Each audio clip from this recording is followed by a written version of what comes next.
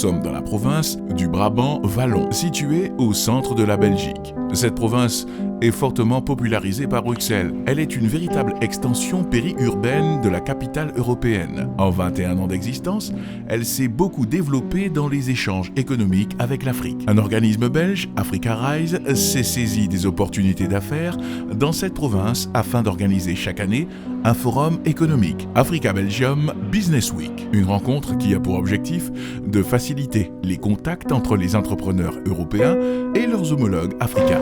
Excellences, Mesdames et Messieurs, les ministres, ambassadeurs, responsables et représentants du monde des affaires, le développement de l'Afrique se fera principalement par le secteur privé et par ses PME. Le partenariat économique a l'immense avantage de l'ancrage local et de l'ouverture que cela procure au niveau des organisations économiques régionales, EAC, COMESA, SADC, UEMOA, etc.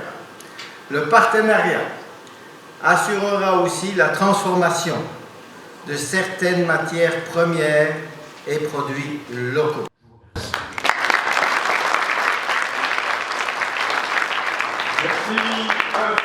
Mesdames, Messieurs, chers amis, quel honneur et émotion d'être présent ce Africa Belgium Business Week 2016. L'émotion est d'autant plus forte que notre message a dépassé les frontières. Africa Rise valorise également les partenariats gagnants entre les Africains et le reste du monde. Aujourd'hui, on est dans des possibilités diverses. On a effectivement des entreprises, des grands industriels, comme on les a appelés dans ce forum en Afrique, qui sont en mesure de répondre ou de proposer sur le marché européen certains services. L'Afrique aujourd'hui est un continent en plein développement et c'est l'occasion de valoriser ces offres, ces marchés, ces possibilités d'investissement que recherchent aujourd'hui les entreprises européennes. Et en contrepartie, bien entendu, l'Afrique propose des services. C'est au somptueux château du Lac que plusieurs entrepreneurs venus des quatre coins du continent se sont donné rendez-vous pour valoriser leurs opportunités d'investissement dans leur pays d'origine. Quand on m'a demandé d'être la marraine de ce forum, justement j'ai vu déjà, c'est vrai par ma personnalité, d'être issue de la diaspora et de me retrouver à l'exécutif, au gouvernement de cette province ici, je me suis dit, je suis déjà moi-même un pont. Donc on va essayer de continuer, on va essayer de consolider ça. Donc pour moi, c'est très important. C'est très important pour ma région, ma province ici, le Brabant-Wallon, de s'ouvrir. L'Afrique a été représentée par plusieurs pays, dont le Congo. La délégation de l'Agence pour la promotion des investissements, en sigle API, a été conduite par Patrice Passy, expert consultant auprès de l'API, représentant la directrice Madame Annick Patricia Mongo. Cette délégation est essentiellement composée des chefs d'entreprise privés. Une grande première au Congo. Patrice Passy a présenté les opportunités d'investissement au Congo-Brazzaville. L'agence gouvernementale pour la promotion des investissements au service de l'industrialisation est la porte d'entrée des investisseurs au Congo-Brazzaville. Pourquoi peut-on investir au Congo-Brazzaville ? Parce que cela est indéniable. Il y a une bonne tenue de la situation macroéconomique.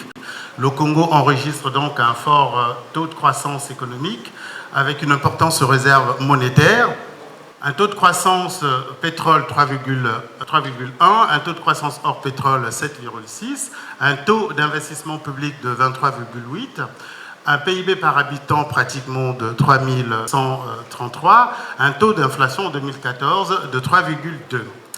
Et nous avons aussi la notation B+, assortie d'une perspective stable en ce qui concerne les agences Standard & Poor's.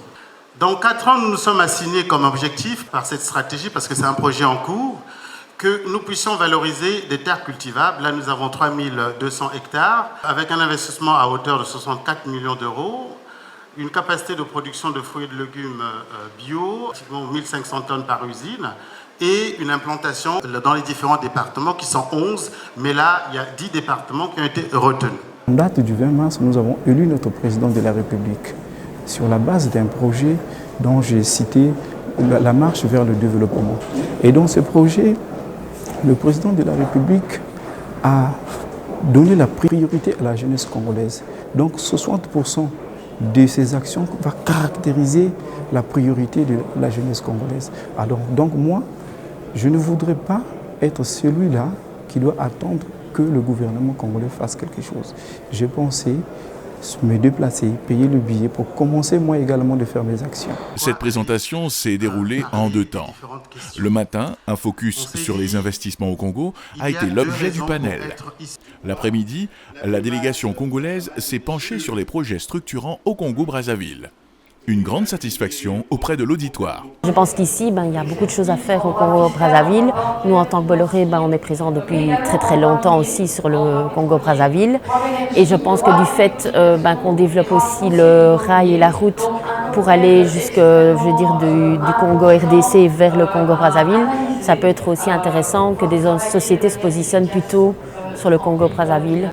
J'avoue que je ne connais pas encore suffisamment bien le Congo-Brazzaville, mais cette présentation m'amène effectivement à désirer mieux connaître le pays et entre autres les entreprises qui sont en plein développement dans ce pays. J'ai vu qu'il y avait des zones de développement qui étaient en train de se créer, et ce qui est effectivement de très bon augure pour pouvoir développer du business dans ce pays.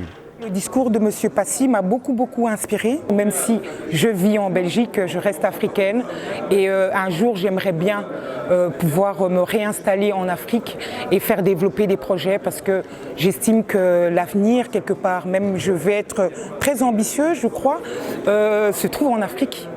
La République du Congo enregistre aujourd'hui une forte croissance économique, avec une importante réserve financière. Ce forum a été une occasion pour l'Agence de la promotion des investissements au Congo de présenter les zones économiques spéciales aux entrepreneurs pour investir. Le Congo, face à l'afflux des investissements privés, a décidé de mettre en place 4 zones économiques spéciales.